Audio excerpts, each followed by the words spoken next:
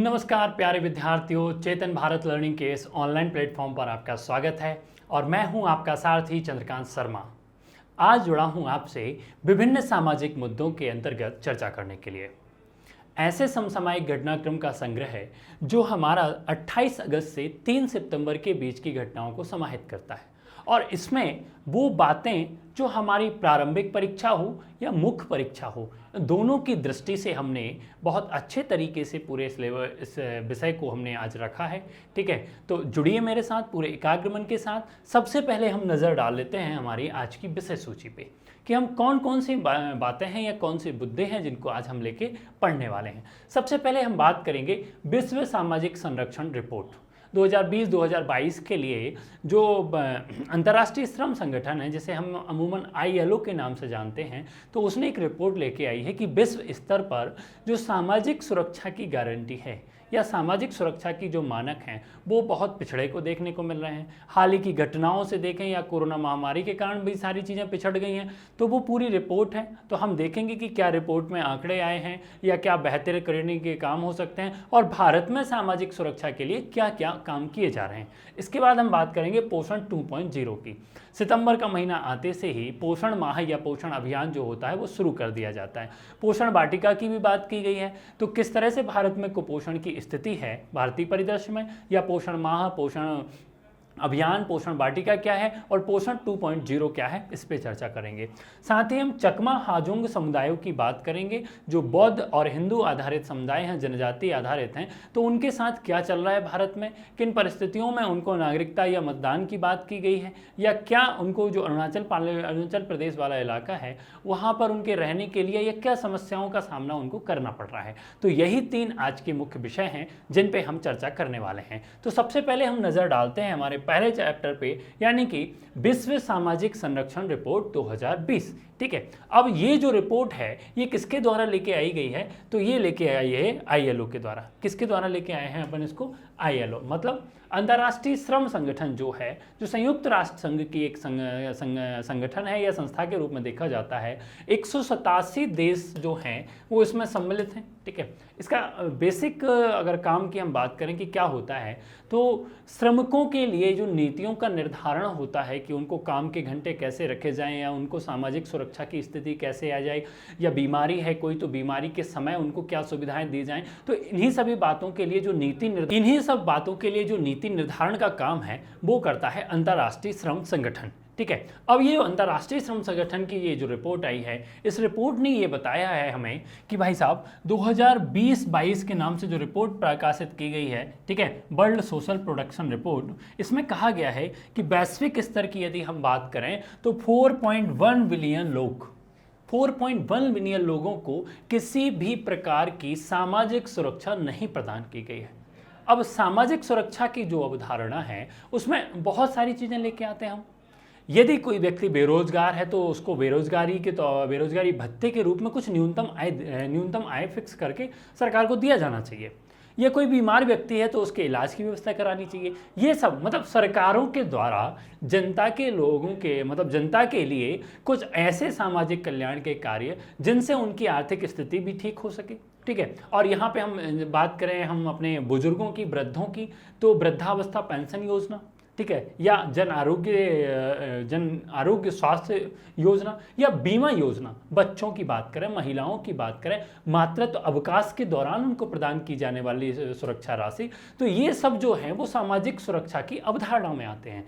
और यही रिपोर्ट ये कह रही है कि वैश्विक स्तर पे जब हम बात करते हैं, हम उच्च वृद्धि दर वाले देशों की बात करें, विकसित देशों की बात करें या विकासशील देशों की बात करें, तो वैश्विक स्तर पे जो 4.1 बिलियन लोग हैं, ठीक है, इतने लोगों को किसी भी एक भी प्रकार की सामाजिक सुरक्षा जो है वो प्राप्त नहीं है। ठीक है, तो यहां से यही समझना है कि आखिर ऐसा क्यों हो रहा है। तो रिपोर्ट में हम जब देखेंगे कि क्या क्या चीजें आई, सबसे पहले ये, अब कुछ लोग तो समझ गए, कुछ लोगों को नहीं समझ में आ रहा होगा कि सर सामाजिक सुरक्षा क्या है। ठीक है, तो सामाजिक सुरक्षा की अवधारणा पर हम यही देखें तो कुछ आश्रित लोगों के लिए एक न्यूनतम या कुछ बुनियादी जरूरतों के लिए जो एक न्यूनतम आय से उनको सुरक्षा प्रदान की जाती है, वो सरकारों के द्वारा प्रदान की जाती है, वो किसी भी रूप में हो सकती है। ठीक है, वो वृद्धावस्था पेंशन योजना के रूप में हो सकती है वृद्धों के लिए, उनको जीवन जीने के लिए, वो बेरोजगारी भत्ते के रूप में हो सकती है। अब देश में रोजगार जो है वो उसकी कमी है, और जनसंख्या जो मानव संसाधन है बढ़ते जा रहे हैं, अब उनको सभी लोगों को रोजगार देना तो मुमकिन है नहीं।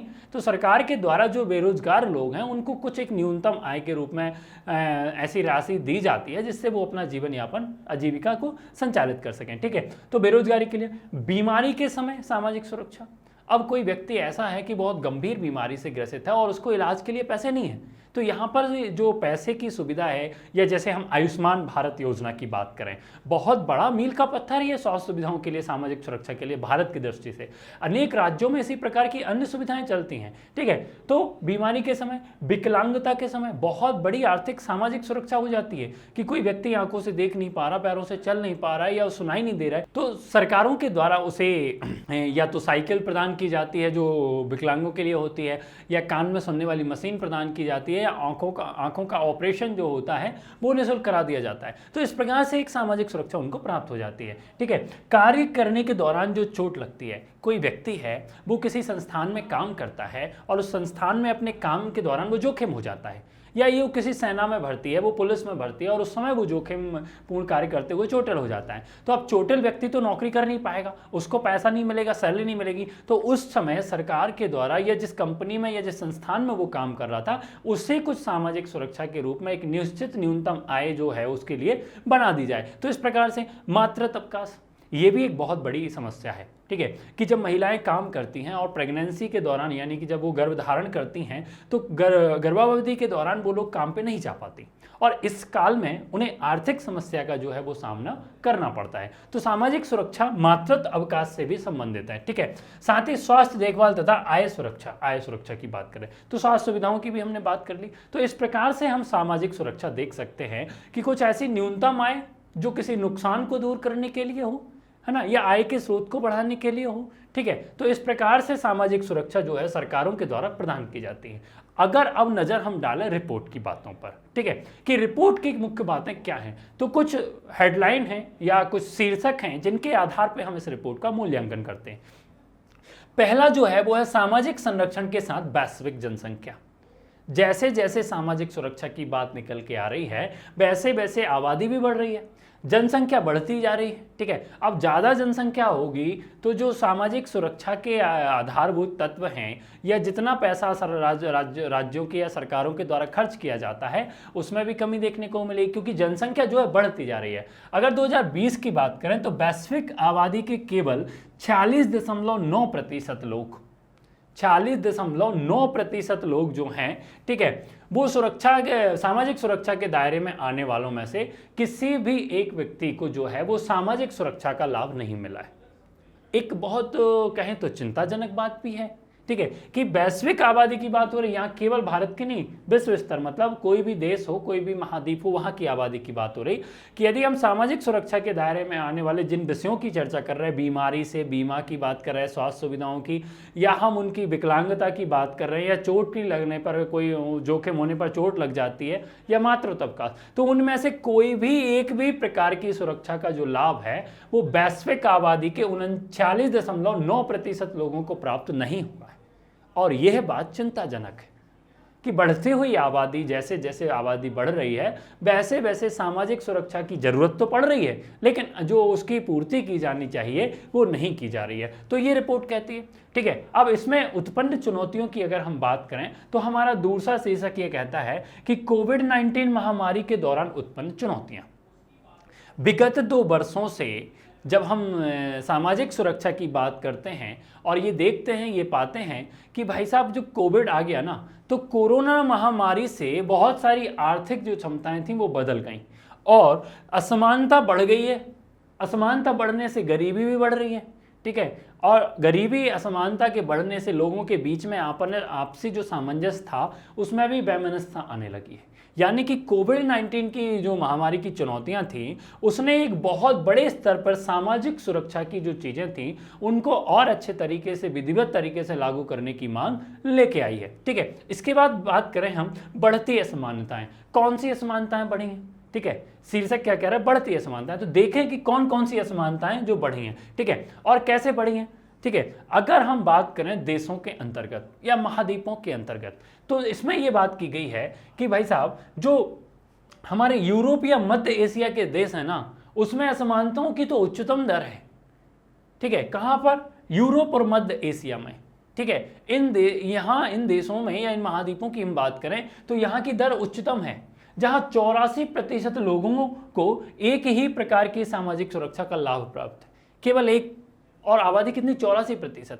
मतलब बहुत बड़ा उच्च दर है यहाँ पर सामाजिक सुरक्षा के जो प्रावधान है उनको लागू करने के लिए। ठीक है, अमेरिका की बात करें तो 64.3%, ठीक है, के साथ वैश्विक औसत से ऊपर है। यानी कि अमेरिका ही जो है, जो वैश्विक स्तर मतलब वैश्विक औसत के जो ऊपर है वो केवल अमेरिका है। यदि हम एशिया और प्रशांत महासागर की बात करें तो 44%, अरब राज्यों में बात करें तो 40%, और अफ्रीका की बात करें तो सबसे निम्न दर। अफ्रीका को तो हम वैसे ही जानते हैं कि अफ्रीका में बहुत गरीबी पड़ती है, भुखमरी, कुपोषण, ये गरीबी, बेरोजगारी पड़ी है। तो वहाँ पर अगर हम बात करें तो 17.4% ही कवरेज जो है वो देखा जाता है। और ये किसका है? ये भाई साहब पूरा का पूरा वैश्विक औसत निकाला जा रहा है कि किस प्रकार से सामाजिक असमानता जो है बढ़ती आबादी के साथ और बढ़ती मतलब क्षेत्रीय दूरी के आधार पर जो है अलग अलग है, और ये निरंतर बनती जा रही है। ठीक है, इसके बाद हम बात करें सामाजिक सुरक्षा व्यय में असमानता। सबसे अच्छी बात है, इसको एक घर के उदाहरण से देखें। किसी के घर में पैसा ज़्यादा होता है तो उसके बच्चों के लिए संसाधनों की आपूर्ति अच्छी की जाती है। लैपटॉप दिला दिया जाएगा, आईफोन दिला दिया जाएगा, आई वॉच दिला दी जाएगी, जितनी डिजिटल एसेसरी होती हैं उनके बच्चों के पास होती हैं। लेकिन वहीं उसके पड़ोसी के पास उनकी इनकम के जो आय के जो साधन होते हैं वो कम होते हैं, तो उनके बच्चों के पास कीपैड फ़ोन होते हैं या एसेसरीज नहीं होती हैं, जो वो चाहते हैं वो उनको नहीं मिल पाती, खुद कमाना पड़ता है उनको। रियलिटी की बात है। ठीक है, मैं भी मध्यम क्लास परिवार से हूँ, मैंने भी जो भी चीज़ें की हैं अपने खुद से कमाई हैं, नहीं हो पाई मेरे घर में भी। ठीक है, तो वही स्थिति ये आई है कि सामाजिक सुरक्षा के व्यय में असमानता। अब जिन देशों के पास में पैसा अधिक है, उनकी अर्थव्यवस्था बहुत अच्छी है, उनकी जो जीडीपी है वो बहुत अच्छी है, सकल घरेलू उत्पाद जो है वो बहुत अच्छा है, तो उसमें से होने वाली आय का पैसा जो है वो सामाजिक सुरक्षा पे खर्च करते हैं, और इसमें से भी असमानता है। अगर हम बात करें देशों की तो 12.9% जो है वो केवल सामाजिक सुरक्षा पर खर्च करते हैं। किसकी बात कर रहे हैं हम? वैश्विक स्तर की बात कर रहे हैं। ठीक है, और यह आंकड़ा चौंका देने वाला है। अब सोचो, जितना तुमने पूरे साल भर तुम्हारी जीडीपी ग्रोथ का रेट आया, उसका केवल 12.9% केवल तुम कर रहे हो सामाजिक सुरक्षा के क्षेत्रों पर खर्चा। वहीं अगर उच्च आय वाले देशों की बात करें तो इनका औसतन 16.4% है। ठीक है, तो वहीं हम बात करें मध्यम वाले आय देशों की बात तो ये 8% है। अब देखो पूरे आधे का अंतर है, 16.4% से 8% तक की बात आ गई। मतलब उच्च आय वाले देशों की बात कर रहे हैं हम, जिसमें अमेरिका को ले लो, जर्मनी को ले लो, चाइना को ले लो, यहाँ की आय बहुत अच्छी है, जीडीपी ग्रोथ रेट बहुत होता है। और वहीं उच्च मध्यम आय वाली, और अगर निम्न मध्यम आय वालों की बात करें तो यहाँ तो 2.5% है। ठीक है, और अगर अफ्रीका के देशों में चले जाओ, एकदम निम्न आय देश समूह में चले जाओ तो 1.1% ही जो राशि है वो सामाजिक सुरक्षा के लिए खर्च की जाती है। मतलब काफ़ी विषमताएं जो है, असमानताएं जो हैं वो यहाँ पर है। विषमता हमेशा देखी जा रही है। मतलब जिसके पास पैसा ज़्यादा आया था उसने अपने पैसे में से पैसा खर्च करने में भी कमी नहीं रखी, कि बहुत कम है, केवल 12% की अगर औसतन देखें तो। ठीक है, और जिसके पास तो था ही नहीं, जो पहले से गरीब था, वो कैसे सामाजिक सुरक्षा की पूर्ति कर देगा? उसके पास तो पैसे ही नहीं है। तो रिपोर्ट यही कहती है कि सामाजिक सुरक्षा की मैं बात करें तो यही स्थिति है। अब रिपोर्ट में एक शीर्षक है महिलाओं, बच्चों और विकलांग लोगों के लिए सीमित सुरक्षा। अब यहाँ पर तीन जो विषय हैं उनको महत्वपूर्ण तरीके से अलग रखा गया।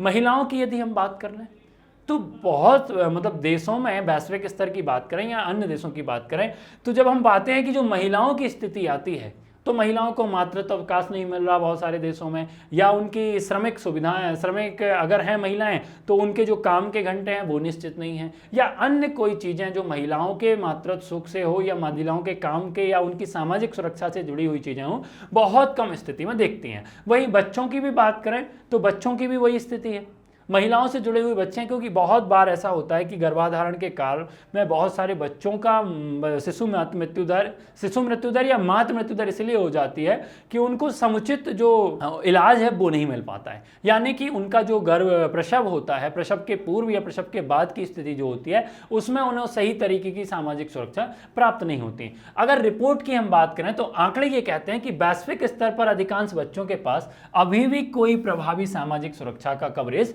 नहीं है, ठीक है। और 4 बच्चों में से केवल 1 बच्चे को ही सामाजिक सुरक्षा का लाभ प्राप्त है, यानी कि 4 में से 1 की बात कर रहे हैं, तो वही 26% लगभग 26.4% के लगभग का रेशो जो है वो आ रहा है। अनुपात में देखा जाए तो 26.4% का अनुपात है कि 4 में से केवल 1 बच्चे को जो है वो सामाजिक सुरक्षा प्राप्त हो रही है, ठीक है। अगर दुनिया भर में नवजात शिशुओं वाली सिर्फ 45% महिलाओं को नगद मातृत्व लाभ प्राप्त होता है, ठीक है। बहुत सारी योजनाएं आती हैं, भारत में भी हैं, ठीक है। प्रसव के लिए या संस्थागत प्रसव को बढ़ाने के लिए जननी सुरक्षा योजना, या उसके बाद 6 महीने तक आंगनबाड़ी से जो पोषण आहार है उसका वितरण, या जो पौष्टिक आहार है उसके लिए नगद 6,000 रुपये की जो व्यवस्था है उसकी भी बात की जाती है। लेकिन अगर वैश्विक स्तर पर हम देख रहे हैं तो सिर्फ 45% महिलाएं हैं जो सामाजिक सुरक्षा में सम्मिलित की गई हैं, ठीक है। दुनिया भर में गंभीर रूप से अगर विकलांगों की बात करें हम, जब विकलांगों का भी अगर आता है महिलाओं और बच्चों के बाद, तो एक चीज ये देखने को मिलती है कि दुनिया भर में जो 3 में से 1 विकलांग की बात करें, 3 में से केवल 1 विकलांग व्यक्ति को ही जो है विकलांगता का लाभ मिलता है, यानी कि उनके सर्टिफिकेट बनाने की जो प्रक्रिया है उसमें कहीं कमी है, ठीक है। या उनको जिस प्रकार के जो लाभ मिलने चाहिए शिक्षण क्षेत्रों में, शिक्षण गतिविधियों में उनको भाग लेने के लिए, आगे बढ़ने के लिए मौका मिलना चाहिए, तो ऐसी स्थिति नहीं है। कुछ देश तो अच्छा काम कर रहे हैं, लेकिन वैश्विक स्तर की रिपोर्ट में जब ये बात आई है तो ये देखने को मिल रहा है कि 3 में से 1 ही व्यक्ति को जो है लाभ मिल रहा है। और बच्चों की हम बात करें तो वो 4 में से 1 व्यक्ति को ही सामाजिक सुरक्षा का लाभ मिल रहा है। स्वास्थ्य के लिए हो, बीमा के लिए हो, या पौष्टिक आहार के लिए हो, या खाद्य सुरक्षा की बात हो, या किसी भी प्रकार की जो सुरक्षा की बात हो, उस सब में हम देख रहे हैं कि यहाँ 4 में से 1 को, और विकलांगों में बात करें तो 3 में से 1 को, और महिलाओं की बात करें तो केवल नवजात शिशुओं वाली महिलाओं की हम बात कर रहे हैं तो वहां 45% का आंकड़ा इस रिपोर्ट में निकला है, जो कहीं ना कहीं एक चिंता का विषय बना हुआ है, ठीक है। इसके बाद सीमित बेरोजगारी संरक्षण।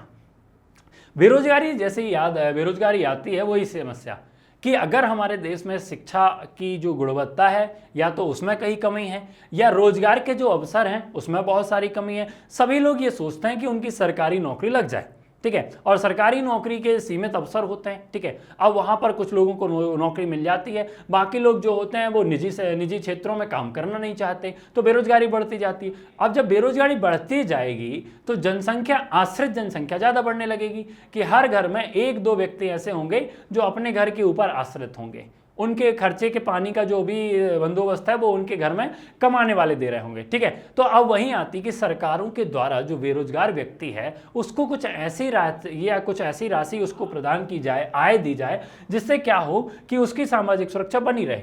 अगर आंकड़ों की हम बात करें सीमित बेरोजगारी संरक्षण में, तो दुनिया भर में केवल 18.6% बेरोजगार जो श्रमिक हैं, ठीक है, उन्हीं के पास सामाजिक सुरक्षा की बात है, या उन्हीं को सामाजिक सुरक्षा प्राप्त है, ठीक है।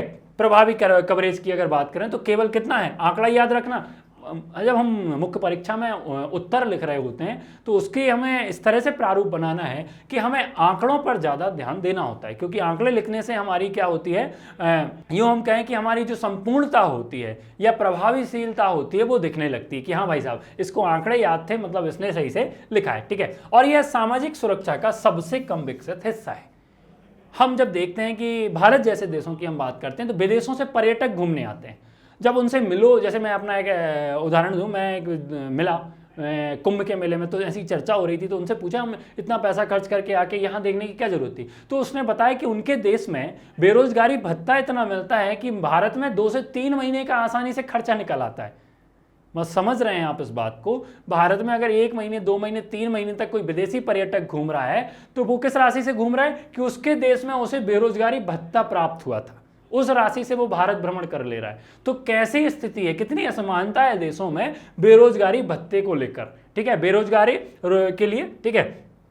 स्वास्थ्य देखभाल तक पहुंच की बात करें, पहुंच में बाधाएं कैसी हैं, तो जनसंख्या कवरेज बढ़ने से इसमें महत्वपूर्ण प्रगति हुई है, ठीक है, किंतु स्वास्थ्य सेवाओं तक पहुंचने में बाधा अभी भी बनी हुई है। कैसे बाधा बनी हुई है कि स्वास्थ्य सेवाओं पर अत्यधिक भुगतान की बात हो, ठीक है, स्वास्थ्य सेवाओं की गुणवत्ता की बात करें या उनकी स्वीकार्यता की बात करें तो लंबे समय तक इसमें प्रतीक्षा की जारी है, और लागत जो है, अगर लागत की बात करें तो लागत भी बहुत आ रही है। तो ये जो क्षेत्र है ये भी पूरी की तरह से पिछड़ा हुआ है, ठीक है। तो अब हम देखें भाई, आगे बढ़ते हैं, ठीक है। अब भारत की स्थिति की बात करने, ठीक है, ये तो सारा हो गया, वैश्विक स्तर की रिपोर्ट थी तो हमने सब देख लिया, लेकिन भारत क्या कर रहा है। भारत में अगर हम बात करें तो सामाजिक सुरक्षा प्रदान करने हेतु जो भारत सरकार के द्वारा कदम उठाए गए हैं काफी हद तक क्रियान्वित हो रहे हैं। ठीक है, प्रधानमंत्री जन आरोग्य योजना की बात करें, ठीक है, तो स्वास्थ्य सुविधाओं से जुड़ी हुई है। राष्ट्रीय स्वास्थ्य नीति 2017, सामाजिक सुरक्षा कोड 2020, ये हमने सामाजिक सुरक्षा कोड को सामाजिक सुरक्षा संहिता के ऊपर एक वीडियो बनाया है। विगत दिवसों में सामाजिक मुद्दों के अंतर्गत एक क्लास पढ़ी है, आप जाके देख सकते हैं। प्रधानमंत्री श्रम योगी मानधन योजना, ठीक है, आत्मनिर्भर भारत अभियान, ये भी इसी के अंतर्गत है। प्रधानमंत्री गरीब कल्याण अन्न योजना, तो अन्न प्रदान करने के लिए मतलब खाद्यान्न सुरक्षा की बात कर रहे हैं जो सामाजिक सुरक्षा से जुड़ी हुई है।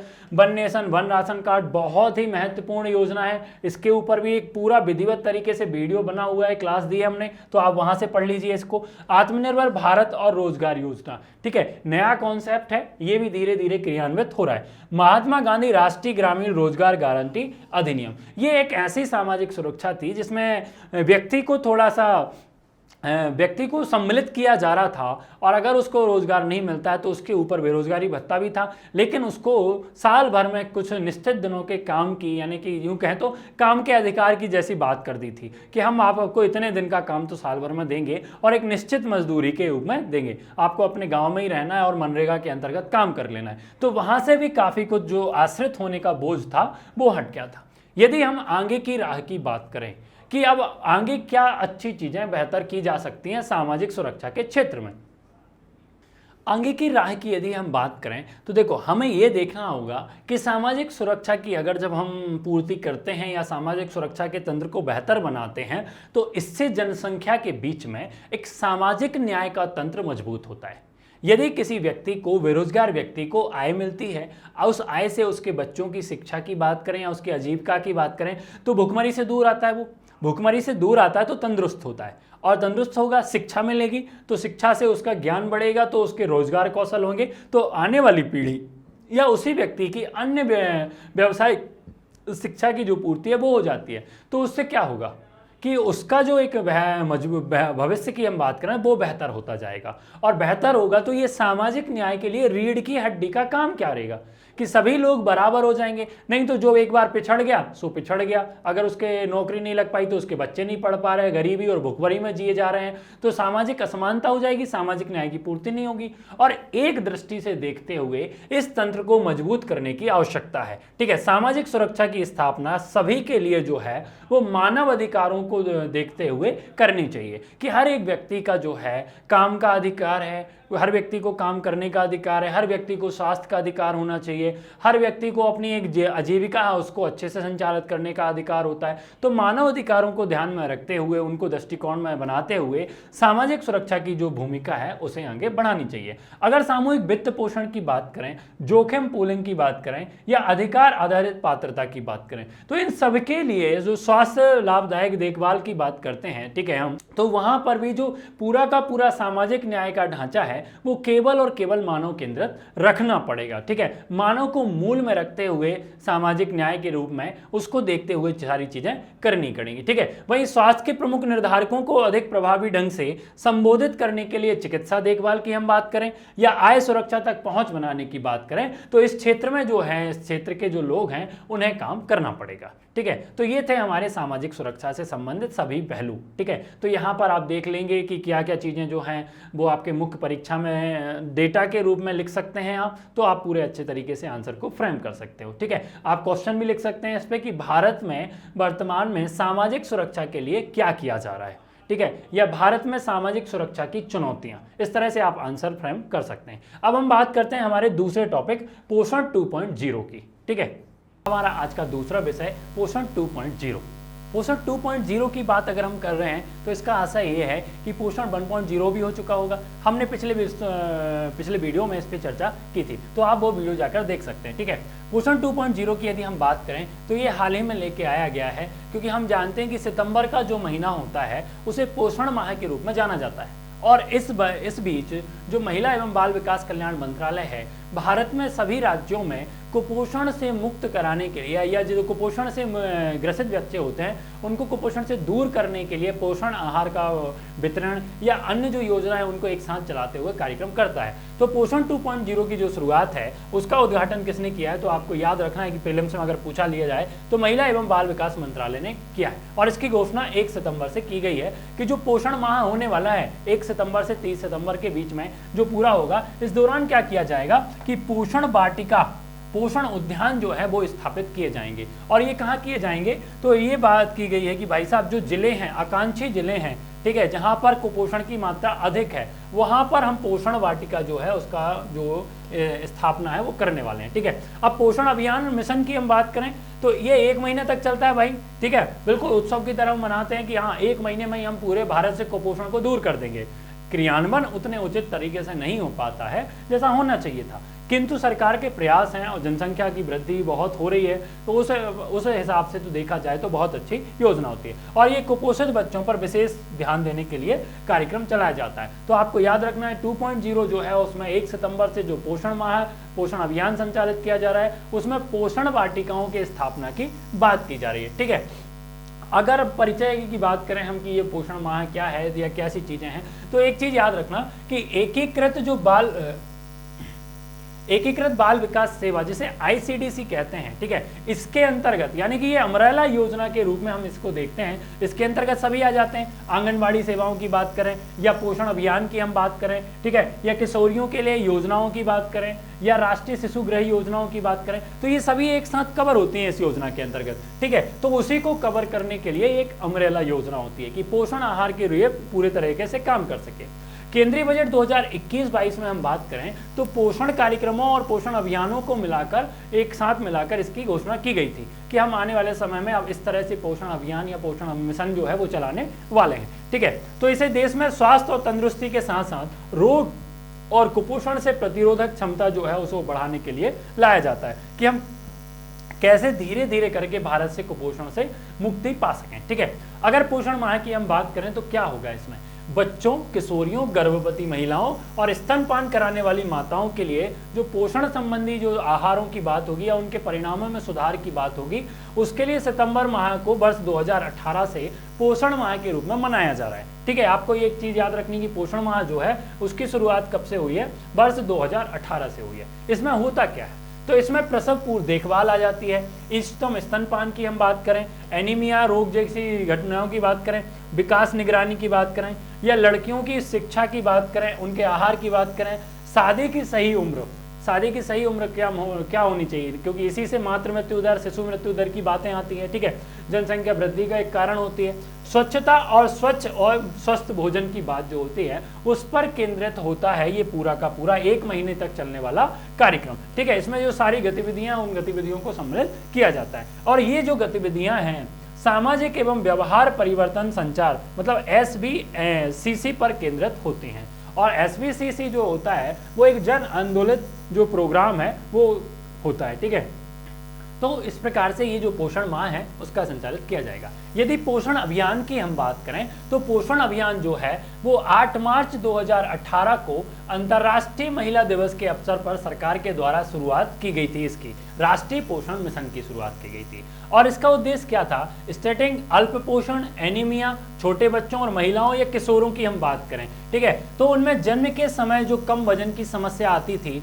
उसको पहले क्रमशः यानी कि पहले 2% तक लाना था, उसके फिर 2%, फिर 3%, फिर 2% जो प्रतिवर्ष कम करने की बात की गई थी कि हम इस तरह से ये जो प्रतिशत है उसे कम करते चलेंगे जिससे एनीमिया कम हो या कुपोषण से संबंधित जो कम वजन वाले बच्चे हो रहे हैं तो इसमें कमी लाई जा सके। तो गर्भवती महिलाओं को हम जो पोषण आहार है उसका वितरण समय पे करते रहेंगे। तो इसीलिए 8 मार्च 2018 को महिला दिवस के दिन से इसकी शुरुआत कर दी गई थी। ठीक है, और इसमें वर्ष 2022 तक जो 0 से 6 वर्ष तक के बच्चों की हम बात करें, आयु के बच्चों की बात करें तो उनमें स्टार्टिंग को 38.4 38.4% से कम करके और 25.5 25% तक लाने की बात की गई थी। समझना कितने प्रतिशत, ये वाला फैक्ट जो है वो आंसर में आप लिख सकते हो कि भारत में जब कुपोषण के दूर करने के लिए कार्यक्रम लाए गए तो उनका उद्देश्य क्या रखा गया था, और अभी जो रखा गया था उसमें हम 2022 में देखेंगे कि वहां तक पहुंच पाए कि नहीं पहुंच पाए। तो जो 38.4% था, इससे कम करने की बात की गई थी, 25% पर लाने की बात की गई थी। ठीक है, तो आपको याद रख लेना है। अब भाई पोषण वाटिका मुख्य है। पोषण वाटिका क्या है? तो पोषण वाटिका से आशय है कि जैविक खेती के आधार पर जैविक खाद्यों से आधारित ऐसे फलदार या ऐसे पोषक आहार वाले वृक्षों को या पेड़ों को लगाया जाएगा वाटिका में, जो क्या होगा, जिससे क्या होगा कि स्वास्थ्य वर्धक भी होंगे वो, ठीक है, पौष्टिक आहार के रूप में लिए जाएंगे और मिट्टी भी स्वस्थ रहेगी। इसीलिए जो आकांक्षी जिले हैं या जो जहाँ कुपोषण की मात्रा ज़्यादा अधिक है, वहाँ आंगनबाड़ी के परिसरों में या वहाँ स्कूल के परिसरों में, ठीक है, इस तरह से क्या किया जाएगा, हितधारकों को शामिल करते हुए और पोषण वाटिका के लिए जो है वृक्षारोपण अभियान चलाया जाएगा। ठीक है, और सब्जियां और फलों की आपूर्ति के लिए क्या किया जाएगा, जैविक रूप से लगाने के लिए पूरी की पूरी जो वाटिका है उसकी स्थापना की जाएगी। ठीक है, काफी सारे लोगों को इसमें सम्मिलित किया जाएगा। तो पोषण वाटिका आप समझ गए। ठीक है, भारत में कुपोषण के परिदृश्य की यदि हम चर्चा करें तो कुछ रिपोर्ट की हम बात करते हैं यहाँ पर। ठीक है, इस प्रकार से अगर भारत के परिदृश्य में देखें तो कुपोषण बढ़ भी रहा है बहुत सारे जगह और बहुत सारी कम। अच्छा, कुपोषण का आशय केवल कम वजन से नहीं है, अधिक वजन से भी है, यानी कि बहुत ज़्यादा दुबलापन, बहुत अधिक दुबलापन और बहुत अधिक मोटापन, दोनों कुपोषण के कारण हैं, दोनों कुपोषण जनित बीमारियों के दौरान देखे जाते हैं। अगर भारत में हम बात करें तो रिपोर्ट की अगर बात करें, वर्ल्ड बैंक की रिपोर्ट, जो विश्व बैंक की रिपोर्ट आई 2010 की, उसमें कहा गया था कि भारत में जो कुपोषण के कारण या बाकी अन्य चीज़ों के कारण की जो बात आती है उसमें देखी गई शौचालयों की कमी के कारण भारत में 24,000 करोड़ रुपए का जो आर्थिक नुकसान हुआ है। अब ये वैसे ही हुआ कि बीमारियां हुई, बीमारियों के कारण जो उनकी क्षमताएं थीं, आर्थिक गतिविधियों में व्यक्तियों के जाने की क्षमताएं थीं, वो कमी हुई और कमी होने से उनके घर में जो है गरीबी, या हम यूँ कहें कि धीरे धीरे गरीबी पनपी और गरीबी के कारण कुपोषण की स्थिति आई। ठीक है, एसोचैम 2018 की रिपोर्ट के अनुसार अगर हम बात करें तो ये कहती है कि कुपोषण के कारण जो सकल घरेलू उत्पाद था भारत, उसमें 4% तक की गिरावट आई। और ये गिरावट क्यों आई कि अगर कोई कुपोषण से ग्रसित बच्चा है, जब वो कोई कार्य करने जाएगा, ठीक है, और वो कार्य तो कर नहीं पाएगा क्योंकि उसके स्वास्थ्य की जो क्षमता है वो तो उतनी अच्छी नहीं है, काम के घंटे कम होंगे, कम के घंटे होने से उसके मिलने वाला जो वेतन है वो भी कम हो जाएगा। ठीक है, तो वही रिपोर्ट पाती है कि बड़े होकर जो कुपोषण से पीड़ित बच्चे थे, उनके स्वास्थ्य में जो बचपन वाले बच्चे थे उनकी तुलना में 20% तक कम कमाते हैं। और ये कम कमाने का कारण वही है कि अगर व्यक्ति स्वस्थ नहीं होगा, कमजोर होगा, तो वो कम समय काम कर पाएगा, और कम समय काम कर पाएगा तो कम समय का उसको पैसा मिलेगा, उतना वैसे उसको वेतन मिलेगा। तो भारत की स्थिति कुपोषण की रिपोर्ट के अंतर्गत ये देखी गई। अब भारत सरकार ने कुपोषण से दूर करने के लिए क्या है, एनीमिया मुक्त भारत अभियान चलाया जा रहा है, मध्याह्न भोजन स्कीम है, मध्याह्न भोजन ये जो योजना है बहुत ही अच्छी है, स्कूलों में बच्चों को बुला के और वहीं पे उनको भोजन के साथ, शिक्षा के साथ साथ भोजन की आपूर्ति जो है वो की जा रही है। राष्ट्रीय खाद्य सुरक्षा अधिनियम 2013, ये तो बहुत चर्चा का विषय है। ठीक है, सभी को भोजन मिलना चाहिए, भोजन का अधिकार सभी को है, उसका मानव अधिकार है, इसलिए ये लेके आए हैं। ठीक है, इसके बाद प्रधानमंत्री मातृ वंदना योजना देखें तो महिलाओं से संबंधित, गर्भवती महिलाओं की बात करें, अन्य महिलाओं की बात करें, तो उन सबको जो है कुपोषण के दूर करने के लिए पोषण आहार का वितरण या उनको जो पैसे की बात है, आर्थिक मदद करने की बात है, तो वो सरकार के द्वारा संचालित की जा रही हैं। और काफ़ी सारी चीज़ें या राज्य सरकारों के द्वारा भी कुपोषण से मुक्त बनाने के लिए काफ़ी प्रयास किए जा रहे हैं। तो इस प्रकार से हम पाते हैं कि हमारा ये पोषण 2.0 भी हमारे लिए याद होना चाहिए, क्योंकि हम देखें अगर प्रश्न भी बनता है प्रीलिम्स में पूछा जाएगा तो पोषण माह या पोषण अभियान या भारत में कुपोषण के परिदृश्य या संचालित, तो उसके लिए जो योजनाएं हैं उनके बारे में आपसे पूछ लिया जाएगा। ठीक है, तो महिला एवं बाल विकास मंत्रालय ने 1 सितंबर से 1 महीने तक चलने वाला जो अभियान है उसकी शुरुआत की है और यहाँ पर पोषण वाटिकाओं की स्थापना की बात की गई। ठीक है, इसके बाद हम बढ़ते हैं अपने अगले और अंतिम विषय पे, यानी कि चकमा हाजोंग समुदाय की हम बात करते हैं। चकमा हाजोंग जो समुदाय है ये चर्चा में इसलिए बन गया है कि काफ़ी कुछ दिनों से अरुणाचल प्रदेश या जो क्षेत्रीयवर्ती क्षेत्रों में ऐसी घटनाएं हुई कि जो वहाँ के मतलब दूसरे देशों के जो लोग आए थे, या यूँ कहें इन्हीं की बात करें, चकमा हाजोंगों की बात करें, तो जो 60,000 आबादी वाला ये जो समुदाय है, जब इनको सुनने में आया कि भाई साहब भारत से इनको निर्वासित किया जा रहा है, जहाँ से ये लोग आए थे, जिन देशों से ये पूर्ववर्ती देशों से आए थे, तो वहाँ पर इनको भेजा जाएगा। जैसे ही ये बात निकल के आई या समझ में धीरे धीरे परिस्थितियाँ निर्मित होने लगी, तो जो स्थानीय चकमा हाजोंग जो समुदाय थे, उन्होंने इस बात का क्या है, विरोध करना शुरू कर दिया। तो देखते हैं कि आखिर चकमा हाजोंग समुदाय क्या है और ऐसी क्या परिस्थितियां हैं कि उनको फिर से बाहर किया जा रहा है। शुरुआत बात कर रहे हैं इनकी चकमा हाजोंग की पृष्ठभूमि की, तो ये जो लोग हैं ना, ये चटगांव पहाड़ी क्षेत्रों में रहने वाले आदिवासी लोग हैं और इनमें अधिकांश जो लोग हैं वो बांग्लादेश से आए हैं। ठीक है, अगर चकमा की बात करें तो ये तो बौद्ध समुदाय से आते हैं, और हाजोंग की बात करें तो ये हिंदू हैं, और ये पूर्व में बांग्लादेश या उसके स्थानीय क्षेत्रों से जो है वहां से निकलकर आए हैं। ये लोग पूर्व में भारत, पश्चिम बंगाल, बांग्लादेश या म्यांमार में निवास करते थे, लेकिन जैसे ही बांग्लादेश के साथ की घटनाएं घटी या बांग्लादेश में लोगों के साथ जो है समुदाय आधारित या धर्म संस्कृति के आधार पर विभेद किया, तो इन लोगों ने वहां से निकलकर और भारत की ओर पलायन किया और भारत में आके ये लोग रहने लगे। ठीक है, जब भारत में ये लोग आए और रहने लगे तो धीरे धीरे इनके निवास क्षेत्र को लेके या इनके मतदाता पहचान पत्र की बात हो या इनकी नागरिकता की बात हो, वो खड़ी होने लगी। ठीक है, तो 1964 और 65 की जब हम बात करें, पूर्वी पाकिस्तान यानी कि जब उसे पूर्वी पाकिस्तान कहते थे, जो आधुनिक बांग्लादेश बन गया। ठीक है, तो ये भारत में आ गए और आकर पहले मिजोरम या त्रिपुरा में थोड़े थोड़े स्थानों पर रहते हुए और सही तरीके से अरुणाचल प्रदेश में आके इन्होंने अपना निवास स्थान बना लिया। अब अरुणाचल प्रदेश के लोग इनको वो है की दृष्टि से देखते हैं, या इन लोगों के कारण जो क्षेत्रीय या जातीय सांस्कृतिक जो विषमता है उसमें मतभेद होंगे। ठीक है, कि यार ये लोग तो इस तरह के त्यौहार मनाते हैं, इस तरह की संस्कृति को मनाते हैं, हमारे त्यौहार हमारी संस्कृति अलग है, तो इनको हम क्यों रखें। ठीक है, चकमा की अगर हम बात करें कि चकमा जो है वो कैसे आए, तो चकमा क्या हुआ कि बांग्लादेश के जो कर्नाफुल्ली नदी वाला इलाका है वहां पर रहने वाला समुदाय था। जब इस कर्नाफुल्ली नदी पर बांध बनाया जाने लगा, कैप्टाई बांध, तो जब बांध बनता है तो बहुत बड़ा एरिया जो उसके पीछे का रहता है बैक वाटर एरिया के रूप में चला जाता है और उस स्थान से लोगों को निर्वासित किया जाता है। जब इनकी जमीन छिन गई तो उस जमीन छिनने के कारण ये जो है अपनी भूमि को खो देने के कारण धीरे धीरे पलायन करते हुए और भारत की ओर आ गए। ठीक है, वहीं हाजोंग समुदाय के लोगों की बात करें तो इनके साथ भी ये हुआ कि ये धार्मिक उत्पीड़न का शिकार बन गए। कैसे बन गए कि ये तो जो थे, एक तो इनको भाषा नहीं आती थी, है ना, ये गैर मुस्लिम थे। ठीक है, बौद्ध समुदाय से आते थे। ठीक है, और इनको बांग्ला भाषा नहीं आती थी। ठीक है, इनको कौन सी भाषा नहीं आती थी, बांग्ला, जो कि उस समय बांग्लादेश या पूर्वी पाकिस्तान में चल रही थी। तो उसके कारण क्षेत्रीय इनकी क्या हो गई, विषमता हो गई। और जब विषम समुदाय कहीं रहता है तो उसे, अगर वो अल्पसंख्यक है उस क्षेत्र में, तो उसे और सामना करना पड़ता है विपरीत परिस्थितियों का। तो जब वो ये सारी चीजें हुई तो ये चकमा और हाजोंग दोनों समुदाय के लोग जो हैं वो भारत की ओर आ गए। ठीक है, अब इनके साथ ऐसा हो गया कि नागरिकता नहीं मिली या इनको अलग कर दिया गया, अन्य कोई अधिकार नहीं मिला। इसके लिए सुप्रीम कोर्ट ने 2015 में जो एक नतीजा था, या यूं कहे केंद्र सरकार को आदेश दिया था कि उन चकमा और हाजोंगों को नागरिकता देने का जो है काम करो जो 1964 से 1969 के बीच में बांग्लादेश से भारत आए थे।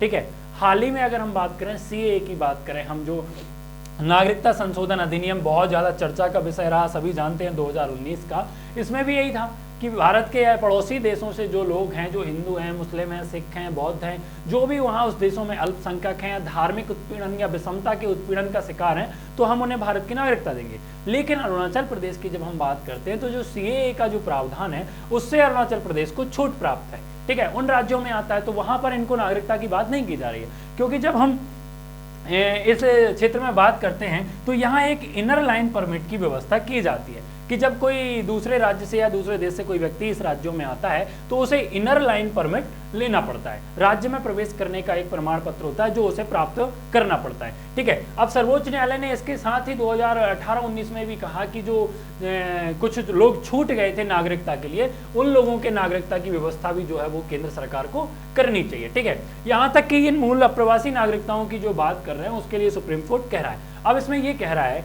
कि जो वही कई वंशज जो जन्म से ही नागरिकता के लिए पात्र हैं, मतलब भारत में जन्म ले लिए हैं वो, ठीक है, भारतीय मूल के उन्हें लगे, तो उन्हें मतदाता के रूप में जो है नामांकन कर देना चाहिए। ठीक है, इस बात को लेकर 2004 की हम बात करें तो 2004 से शरणार्थियों को मतदान का अधिकार प्रदान किया गया है। तो इनको मतदान का अधिकार प्रदान करने के लिए भी इनको बहुत बार संघर्ष होता है, ठीक है, कि कई लोगों के नाम लिख दिए जाते हैं, कई के नहीं लिखे जाते, क्योंकि वो भी वही जाति समुदाय आधारित जब वोटिंग होती है, मतदान होता है, तो वहां पर इनकी चीजें आड़े आ जाती हैं। स्थानीय लोग भी इनके साथ पंगा करते हैं, और स्थानीय लोगों के पंगे के पीछे की वजह यही होती है कि इनकी जो हाजोंग और चकमा की जो हैं अलग अलग जातीयता और इनकी संस्कृति, इनका रहन सहन, इनकी बोलचाल, ठीक है, सब अलग अलग तरीके का है।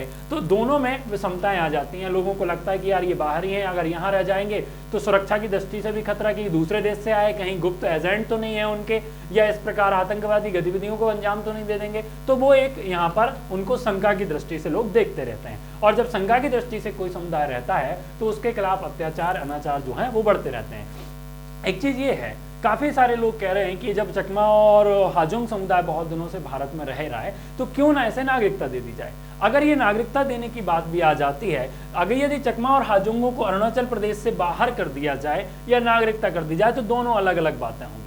अगर नागरिकता दे दी जाए तो सुरक्षा की दृष्टि से, और सुरक्षा की दृष्टि के साथ साथ जो स्थानीय समुदाय है उसे राजनीतिक प्रतिद्वंद्विता उसका क्या है, संघर्ष राजनीतिक व्यक्तियों को देना पड़ेगा, क्योंकि अगर सरकारें देंगी तो जो स्थानीय लोग हैं विरोध करेंगे, और जब स्थानीय लोग विरोध करते हैं तो क्रांति भी पैदा हो जाती है। तो सरकारें इसलिए भी डर रही है। अगर इनको बाहर भी कर दिया जाता तो जो इनर लाइन परमिट की बात कर रहे हैं, जिसमें असम की बात आती है या छठी अनुसूची से संबंध जो राज्य आते हैं उनकी बात, उनके द्वारा कवर किए गए राज्यों की बात आती है, तो वहां पर अवांछित जो समुदाय हैं उनके लिए ये डंपिंग ग्राउंड साबित हो जाएगा। यानी कि अगर अरुणाचल प्रदेश से निकाला जाता है तो बाकी जो समुदाय के लोग हैं उनको वहां पर ले जाने के लिए ये क्षेत्र जो है वो निर्धारित किए जाएंगे, क्योंकि यहाँ पर तो उनको सीएए के तहत नागरिकता मिल जाएगी, ठीक है, और अन्य वही समुदाय आधारित, जाति आधारित, धर्म आधारित, रहन सहन आधारित विवाद बार बार बने रहेंगे, ठीक है। तो यही सारी चीजें हैं चकमा जाति के और जो हाजोंग समुदाय है उनके लेकर अरुणाचल प्रदेश के संघर्ष को लेकर,